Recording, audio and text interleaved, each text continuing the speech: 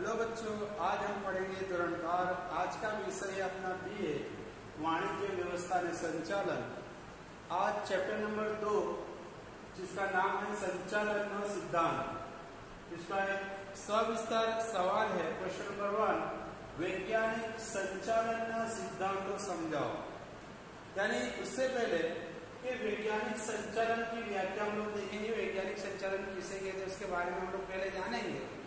तो वैज्ञानिक संचालन की व्याख्या मैंने यहाँ पर लिखी है, जिसके अंदर लिखा है कि तमे यानी कि तुम मानसों पासे शू करावा मांगो छो। इसका मतलब ये हुआ कि तुम इंसान के पास क्या करवाना चाहते हो।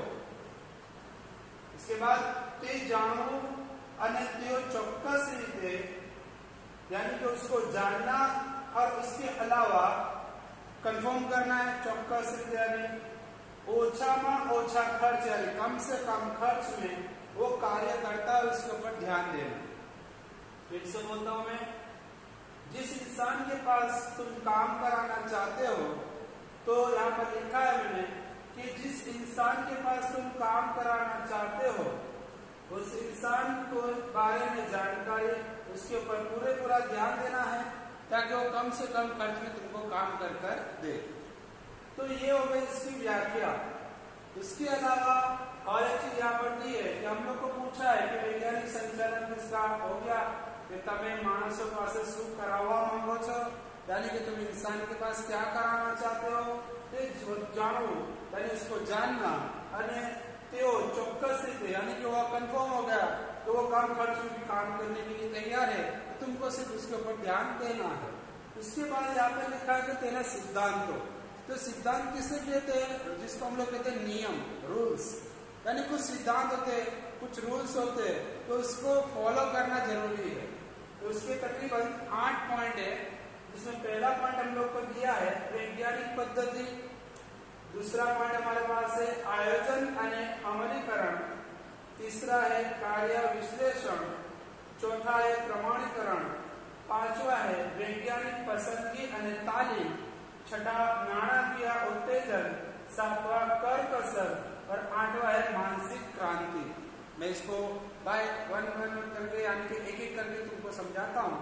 इसमें पहला दिया वैज्ञानिक पद्धति यानी तरीका। आज का जो दौर है टेक्नोलॉजिकल जमाना है, और टेक्नोलॉजिकल जमाने के हिसाब से इंसान तरक्की भी करता जा रहा है। तो तरक्की के एतबार से संचालन करना आज किसी के लिए मुश्किल नहीं है, वो आसानी से संचालन कर सकता है।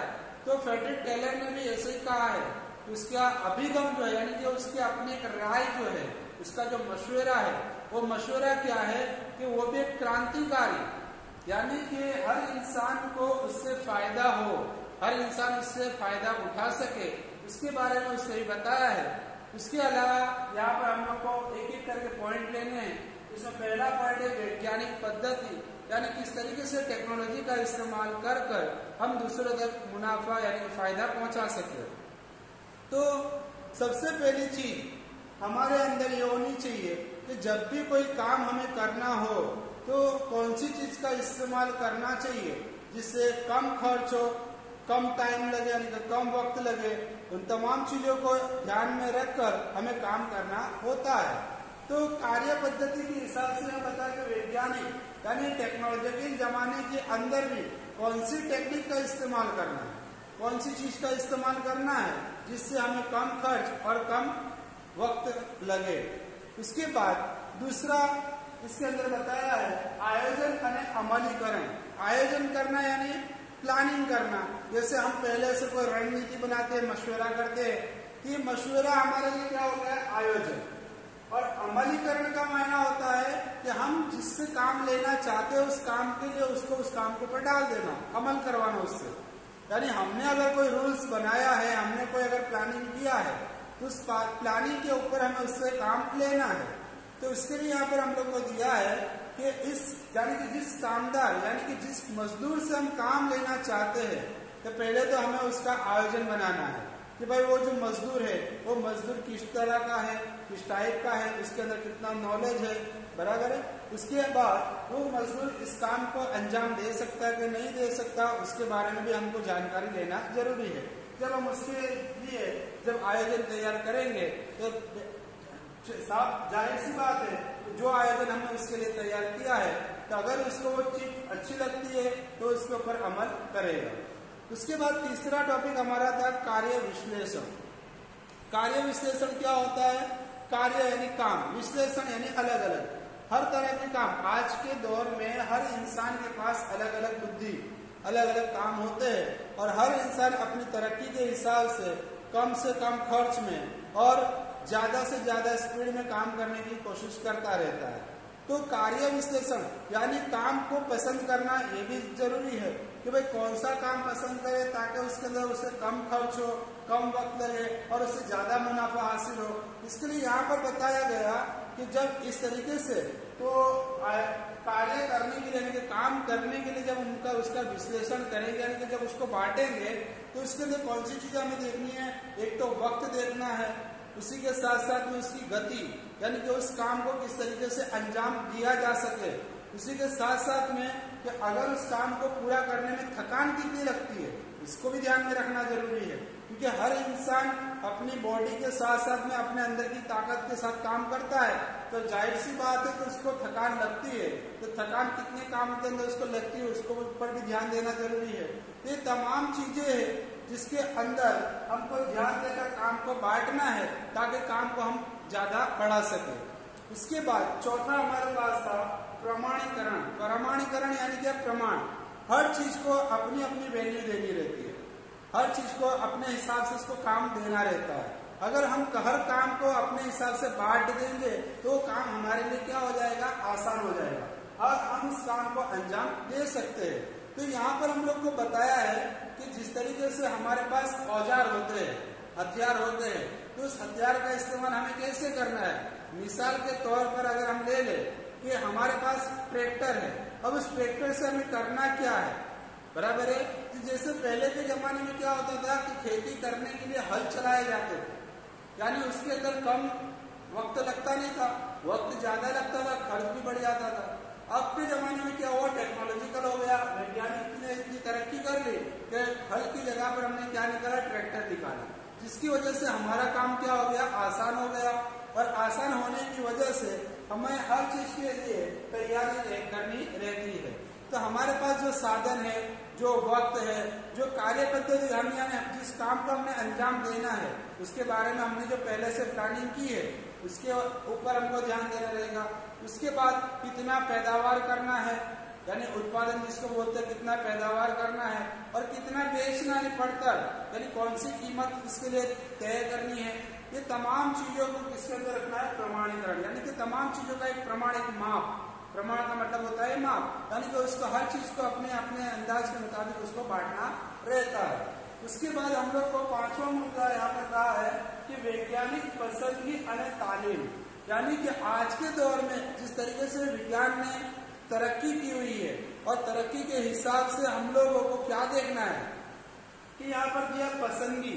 तो पसंदगी किसकी करनी है कि हम जिससे काम लेना चाहते हैं, तो जो भी कर्मचारी है या जो भी वर्कर है या जो भी मजदूर है, उस मजदूर के अंदर हमको कौन सी चीज देखनी है? तो मजदूर के अंदर हमको सबसे पहले देखना है कि वो कितना पढ़ा लिखा है, और अगर उसके पास क्वालिफिकेशन है, पढ़ा लिखा है, तो उस हिसाब से उसको हम काम देंगे ताकि वो काम को सही से अंजाम दे।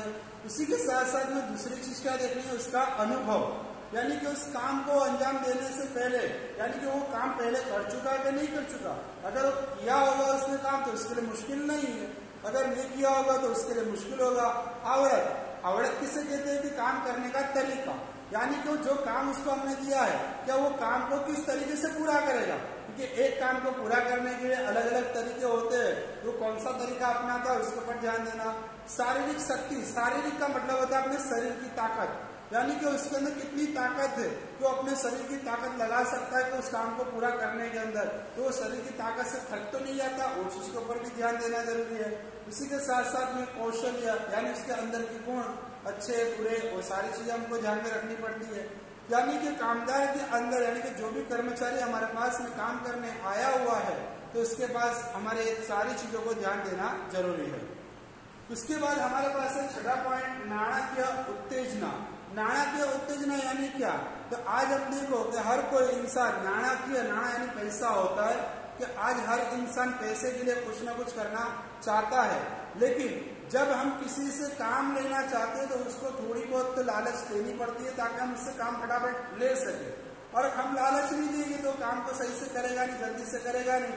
जिस तरीके से हम कहते हैं कि अगर हमने पहले से किसी को फिक्स के ऊपर रखा है तो उसके लिए क्या होगा कि वो फिक्स के हिसाब से ही काम करेगा। अगर कोई रोकड़ी के ऊपर आया है तो रोकड़ी के हिसाब से काम करेगा। लेकिन अगर हम उसे ऐसा कह दे कि अगर ये इतने घंटे में अगर तो ये काम पूरा कर देता है तो इससे इतना पैसा तेरे को ज्यादा मिल सकता है, तो काम को क्या करेगा, जल्दी जल्दी खत्म करने की कोशिश करेगा। तो ये क्या हुआ, उत्तेजना, यानी सामने वाले इंसान को पैसे की अहमियत भी दिखानी है ताकि वो लालच में आकर काम को सही से अंजाम दे सके। इसी तरीके से भलामन भी करनी है, कितने करनी। हमारे साथ में भी होता है कि काम करने जाते हैं तो ओवर टाइम हो जाता है, ज्यादा काम होता है, वक्त खत्म हो गया, हमारा जो तय किया गया वक्त होता है वो वक्त खत्म हो गया। उसके बाद हमको कहा जाता है कि 1 घंटा ओवर टाइम कर लो, ओवर टाइम का तुमको पैसा अलग से मिलेगा। तो इंसान ओवर टाइम करने के लिए भी तैयार रहता है। इस तरीके से उसकी पद्धति होती है, मोनोपोली होती है कि उससे काम किस तरीके से लिया जाए, तो एक संचालन का काम है। उसके बाद 7वां टॉपिक हम लोग को बताया कर कसर। कर कसर किसे कहते हैं? तो देखो आज के दौर के अंदर कर कसर करना बहुत जरूरी है। जिस तरीके से बढ़ती महंगाई और लोगों की आवक और लोगों की जो चीजें यानी जरूरियात के मुताबिक लोग अपनी खरीदी करते हैं, तो उस हिसाब से कर कसर करना भी जरूरी है। इसीलिए यहाँ पर बताया गया कि हमने जो पैदावार की और पैदावार के अंदर एक पड़तर कीमत होती है, यानी कि हमने जो पैदा किया उसका जितना खर्च हुआ और कितना पैदा हुआ, इन दोनों को आपस में तकसीम किया जाता है ताकि हमको उसकी पड़तर कीमत मिलती है। जैसे कि मिसाल के तौर पर ले लो कि हमने 2 लाख रुपए का खर्च किया और 100 क्वांटिटी चीज हमने पैदा की, 100 क्वांटिटी बनाई, तो 1 लाख को 100 के साथ में आपने डिवाइड कर दी इस तरीके से कि भाई 1 लाख प्रोडक्ट है और हमने 100 प्रोडक्ट उसके अंदर बने, सॉरी 2 लाख का खर्च किया और 100 प्रोडक्ट उसके अंदर से तैयार हुई, तो हम लोग कह सकते हैं कि इसके 2 0 काट दो, यानी कि वो चीज 2000 की 1 पड़ी, यानी ये हमारी पड़तर कीमत हुई। फिर बाद में हमको उसके अंदर हमारा जीएसटी, हमारा नफा, कारीगर का खर्च, हर तरह के खर्च उसके अंदर जोड़कर इस चीज की कीमत कितनी तय करनी है वो हमारे ऊपर डिपेंड करती है।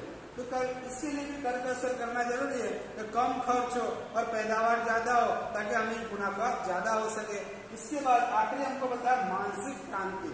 मानसिक क्रांति किसे कहते हैं? तो यहाँ पर हम लोग को दिया कि हमने जो गोल रखा है, जो टारगेट रखा है, तो उस टारगेट के लिए मालिक होता है, मजदूर होता है, इन दोनों के दरमियान में उस टारगेट को पूरा करने के लिए एक शक्ति होती है क्रांति करना।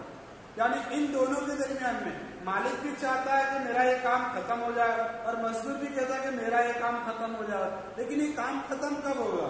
तो उसके लिए उसको पहले से क्या करना पड़ता है, अपने वक्त के हिसाब से काम को बांट देना पड़ेगा कि कितनी स्पीड में मैं काम कर सकता हूँ, तो इतने वक्त के अंदर इतना काम मेरा खत्म हो जाए और इतने दिन के अंदर मैं इसको खत्म कर सकूं।